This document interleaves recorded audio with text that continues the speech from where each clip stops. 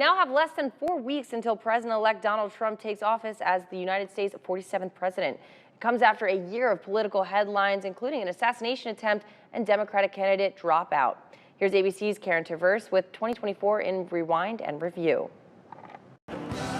In 2024, the political headlines came fast and furious. It was a political season unlike any other, ending with Donald Trump winning another term in the White House. The race for the White House began as a 2020 rematch, President Biden running for re-election, and Donald Trump fending off more than a dozen Republican challengers in the primaries. A vote for Nikki Haley this Tuesday is a vote for Joe Biden and a Democrat Congress. The Biden campaign pushed for an early debate, aiming to quiet some of the criticisms about the president's age and stamina. That strategy backfired when the president stumbled. Eligible for what I've been able to do with the COVID.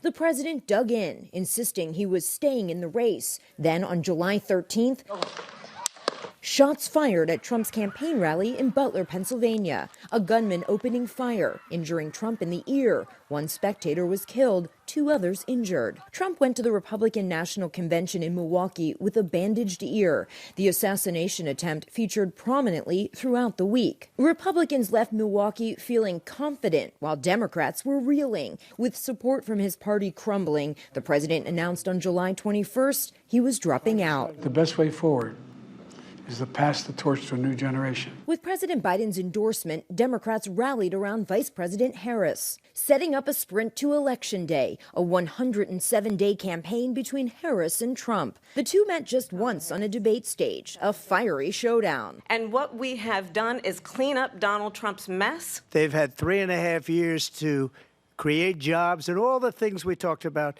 Why hasn't she done it? On election night, Trump earned a decisive win. This will truly be the golden age of America. It was a victory at the ballot box, but over the year, Trump faced setbacks in his legal battles. In May, he was found guilty of 34 felonies of falsifying business records in New York, becoming the first president in American history to be criminally convicted. The former president in January was ordered to pay $83.3 million in damages to E. Jean Carroll, a former Elle magazine columnist, for defaming her in 2019 when he denied her allegation that he sexually abused her in the dressing room of a Manhattan department store in the 1990s. But with Trump's election win, the federal cases pending against him are over. Special counsel Jack Smith last month moved to dismiss the election interference case against Trump and remove him from the classified documents case. President Biden this year using executive action on a major priority. The president in June announcing new asylum restrictions. I'm moving past Republican obstruction and using the executive authorities available to me as president to address the border. That move leading to a significant decline in illegal migration. The Biden administration's foreign policy efforts focused heavily on the Middle East,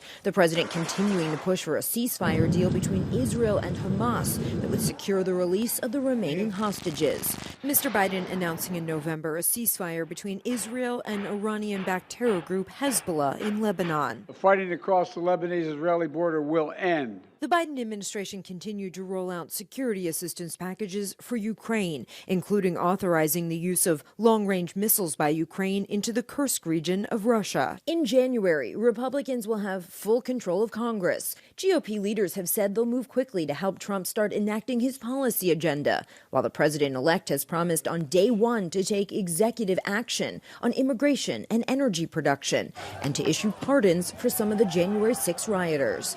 Karen Travers, ABC News, Washington.